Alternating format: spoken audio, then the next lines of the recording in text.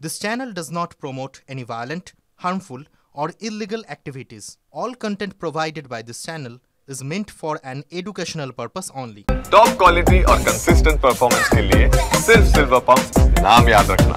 একজন অধ্যাপক তিনি প্রকাশ্যে হুমকি দিচ্ছিলেন রুষিতা, মীনাক্ষী, ঐশী মহিলা ছাত্র নেত্রীদের বামপন্থী দ্বারা ধর্ষণের হুমকি এবং প্রকাশ্যে তিনি দিচ্ছিলেন, ভিডিও করছিলেন। তাকে দেখা গেল যে গতকাল এসএফআই এর তরফ থেকে রাস্তায় ধরা হলো এবং আমহা স্ট্রিট থানার হাতে তুলে দেওয়া হলো।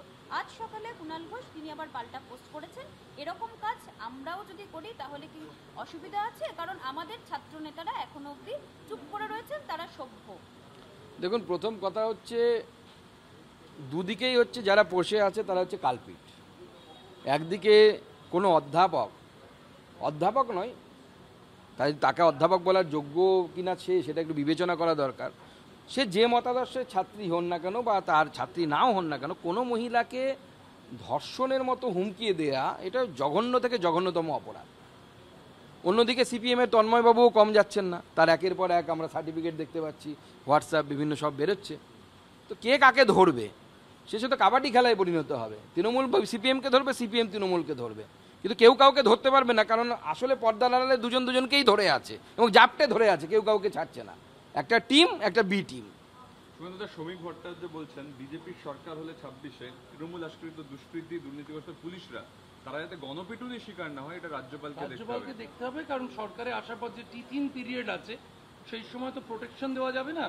যারা প্রমাণ লোপাটকারী সিভিক ভলেন্টিয়ার এবং যারা বোমাবাজ তৃণমূল নেতা, তাদের গণপিটুনি থেকে বাঁচাতে দায়িত্ব নিতে হবে রাজ্যপালকে।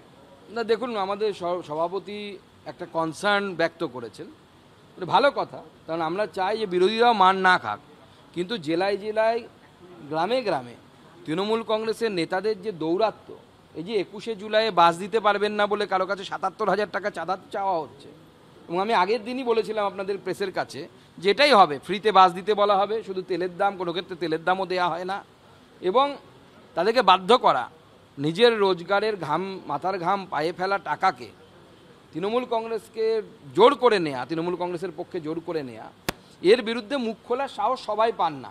একজন পেয়েছেন, একজন দুজন পেয়েছেন, কিন্তু এটাই বাস্তবিকতা যে তৃণমূল কংগ্রেসের নেতারা নিজের এলাকায় প্রত্যেকেই এক একজন গব্বর হয়ে গেছে।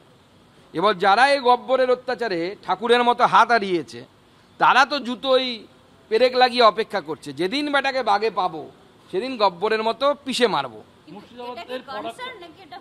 এটা কনসার্ন।